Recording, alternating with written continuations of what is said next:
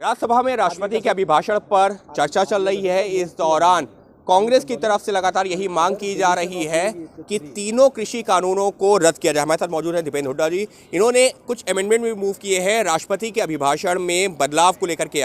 दीपेंद्र जी, अभी भी आप लोगों की यही मांग है कि तीनों कृषि कानूनों को रद्द किया जाए, क्योंकि सरकार लगातार ये कह रही है कि जब ये चर्चा करके पास हुआ और इस पर जो चर्चा की गई थी, तो आखिर इस तरीके की बात क्यों बार बार?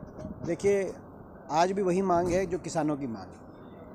ये तीन कृषि कानून किसान अपने हक में नहीं मानते, सरकार को इस पर जिद नहीं करनी चाहिए। इन तीनों कानून को तुरंत वापस लेना चाहिए। स्थिति गंभीरता को समझना चाहिए, किसान की भावनाओं को समझना चाहिए और ये भी समझना चाहिए कि जितना सरकारी तंत्र का दुरुपयोग करके, नाकेबंदी करके और बिजली पानी की कटौती करके धरना स्थलों पे झूठे मुकदमे किसानों पे लगाकर सरकार किसान की आवाज़ को दबाने के प्रयास करेगी, किसान की आवाज़ इन बातों से नहीं दबेगी और ज़्यादा मजबूत होगी। किसान की भावना को समझे। आपने राष्ट्रपति के अभिभाषण में कुछ बदलाव करने की भी मांग की? मैंने राष्ट्रपति जी के अभिभाषण में 2 संशोधन का प्रस्ताव किया है।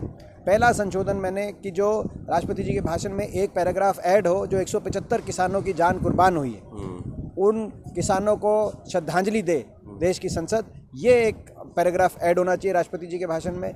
दूसरा, जो राष्ट्रपति जी ने कहा है कि तीनों, उनसे कहलवाया गया है कि तीनों कानून लागू हो गए और हर रोज निरंतर करोड़ों किसानों का फायदा हो रहा है, ये गलत है। ये तथ्य भी गलत है, क्योंकि अगर फायदा हो रहा था तो किसान आंदोलन नहीं कर रहे होते।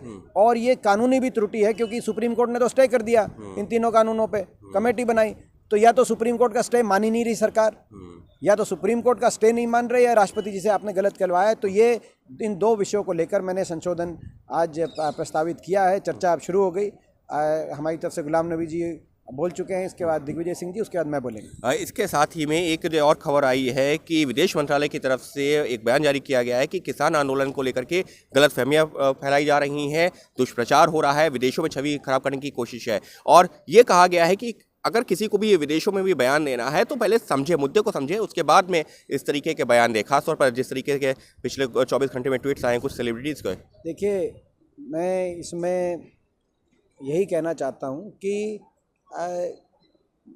जो किसान की तकलीफ़ है, 3 महीने से कड़ाके की सर्दी में 200 जान गंवाने के बाद शांति और अहिंसा के रास्ते पे जो किसान धरनों में बैठे हुए हैं, उनकी तकलीफ़ और जिस तरह से टकराव की परिस्थितियां पैदा की जा रही हैं, उस तकलीफ़ को जो है दिल्ली में बैठे कुछ लोग नहीं देख पा रहे, मगर उसकी पीड़ा पूरी दुनिया के अंदर लोग महसूस कर रहे हैं। इस बात को लेकर सरकार को मंथन करना चाहिए। करके छवि तो खराब करने की कोशिश नहीं, जिस बात की जो है जिक्र किया गया है MEA की तरफ से। देखिए, मैंने जैसे कहा कि इस बात में मंथन हो, किसान की जो पीड़ा है उसको सरकार में जो बैठे लोग हैं वो किसान के नाते नहीं तो इंसान के नाते उस पीड़ा को समझें।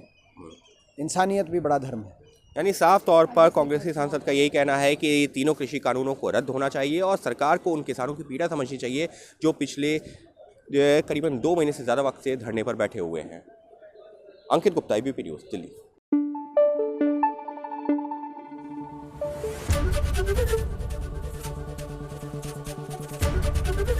ABP न्यूज़ आपको रखे आगे।